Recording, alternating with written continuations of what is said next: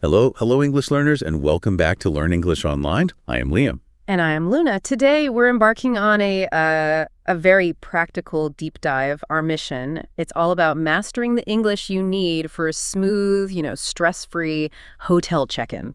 This lesson is specifically crafted for, A1, A2 learners.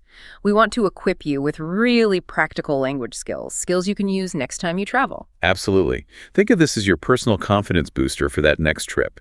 Your essential toolkit, really. We've gathered insights and phrases designed to give you exactly what to say.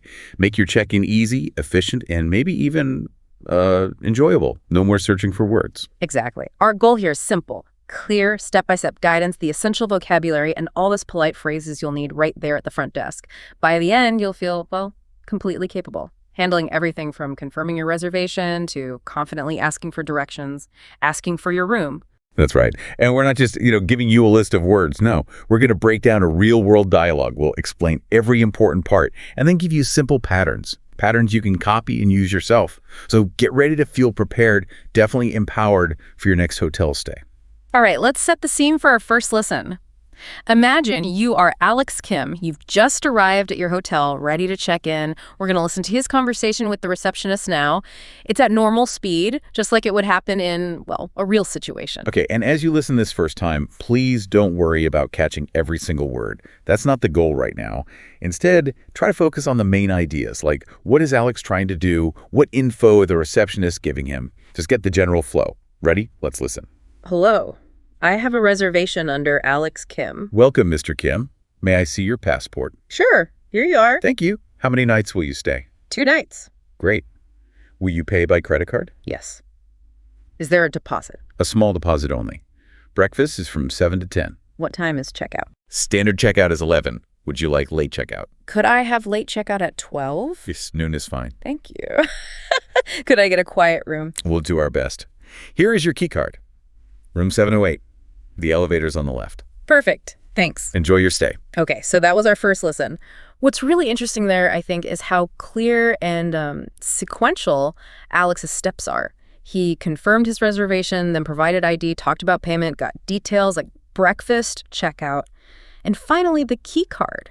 It's a very logical flow, almost predictable, you could say. And actually, that step-by-step approach makes things smoother for everyone. Way less confusing than trying to say everything at once. That's a great point. A really crucial observation. And building on that, I also noticed how simple Alex kept his request. He asked for just one thing at a time. Why is that so effective, do you think? Especially for someone learning English. What's the real benefit there? Oh, that's a fantastic question. It's because it significantly reduces the cognitive load for both the speaker and the listener. For A1, A2 learners, keeping it simple isn't just polite. It actually builds confidence. You get to successfully complete each little interaction, process the answer, and then move on. And the receptionist, they can process one request, respond clearly, and then handle the next. It really prevents misunderstandings, makes the whole thing more efficient. You feel more in control. I couldn't agree more. It's often those small things, isn't it? They make the biggest difference. I remember one time I was so flustered after a long flight. I tried asking for my room number, breakfast times, and late checkout all in one breath. It was, it's a whole mess. Oh, we've all been there.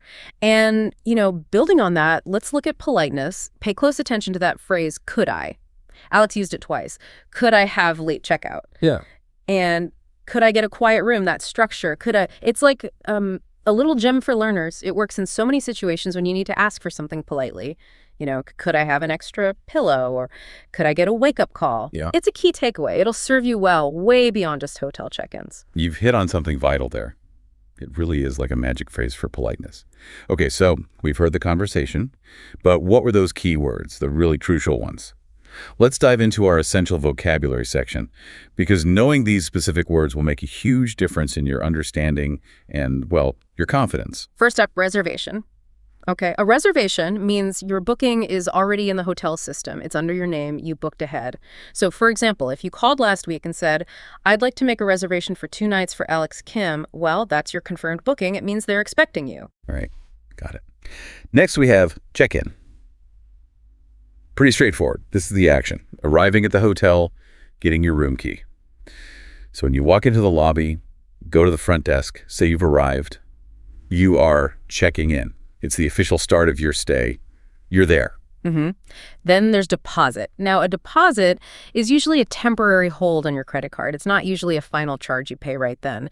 The hotel kind of reserves this amount for a short time just in case, there are extra costs or damages.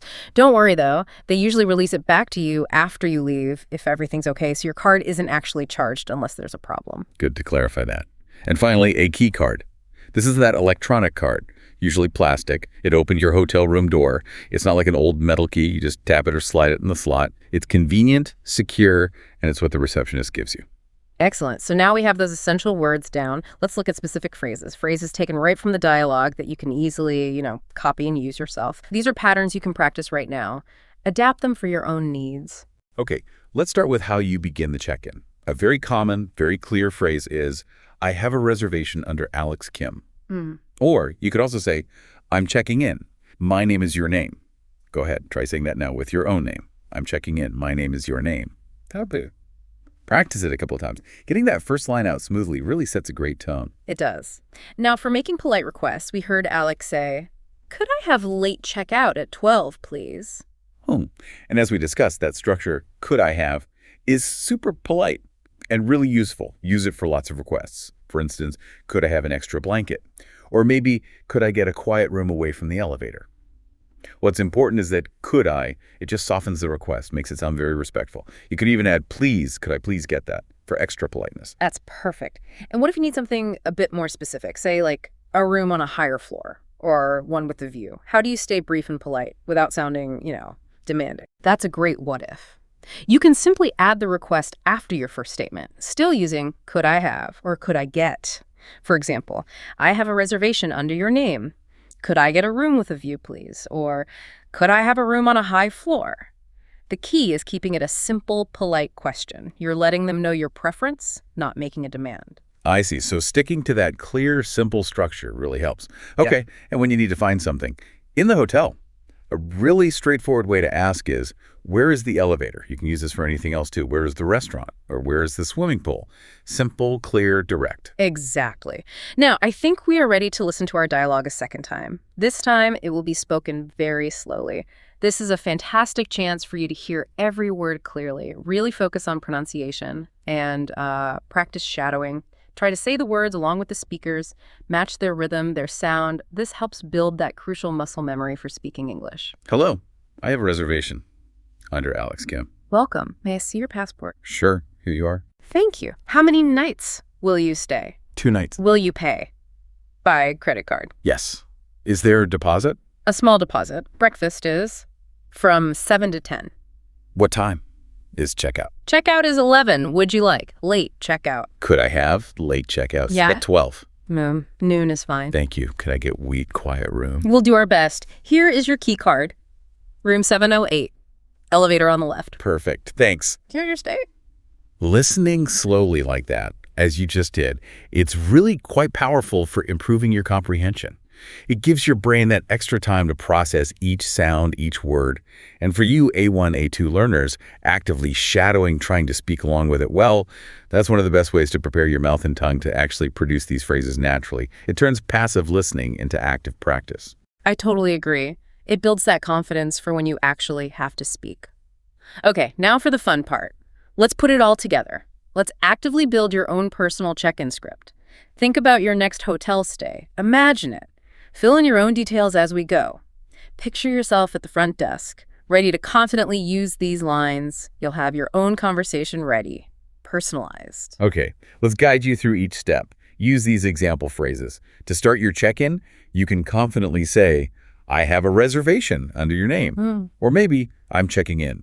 My name is your name. Remember to say your own name clearly. And when you need to show ID or talk about payment. Try. Here's my passport. Or just, here's my ID.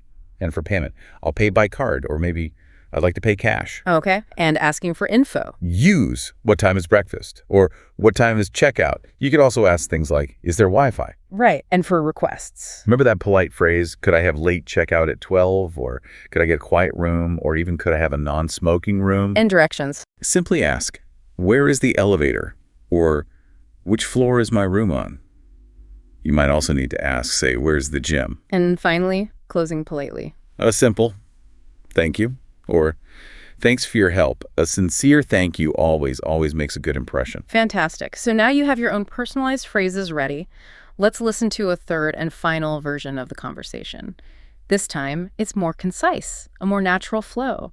It shows how these phrases sound in a quicker sort of real-life interaction, a bit faster, more like a casual chat. Ready? I'm checking in. My name is Alex Kim. Passport, please. Here you are. 2 nights. Pay by card. Yes. Is there a deposit? A small one. Breakfast, 7 to 10. What time is checkout? 11, late checkout. Noon, please. Approved.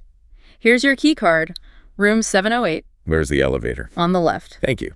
Enjoy your stay. Wow, hearing it at all 3 speeds really helps you understand and use English naturally, doesn't it? From slow and clear to building your own script and then hearing it in that quick, real-life kind of chat. That's how you truly build confidence, exposing yourself to different speeds, practicing at your own pace. Absolutely. And before we wrap up this very useful deep dive, we have some crucial tips for your next hotel stay. These are important, practical pieces of advice, things to remember for any hotel check-in. They can prevent little headaches. First thing, it's pretty standard, actually, for many hotels to ask for both ID, like a passport or national ID, and a credit card when you check in. So don't be surprised by that. Just be prepared. Have them ready. It's a common security thing, so don't take it personally. Just have them handy. Secondly, pronunciation. Pay close attention to how you say numbers, especially your room number. For example, for room 708, it's much more common, much clearer in English to say room 708. That O sound for 0. We use O for 0 a lot in English. Phone numbers, flight numbers, room numbers. So, yeah, practice saying O instead of 0 in those sequences. That's a great tip. That often trips people up. Okay, also, if you ask for late checkout, remember this. Always ask before you agree if there might be an extra fee. Sometimes hotels charge for it, and you definitely don't want any surprises on your bill at the end, right? A simple, is there a charge for late checkout, can save you money, and maybe an awkward conversation. Good advice. And just reinforcing what we've learned today, being polite and brief, it really can make the check-in faster and more pleasant. For everyone, a little courtesy goes a long, long way. And like we said, it also makes it easier for you as a learner to manage the whole conversation. And here's one more quick tip from me.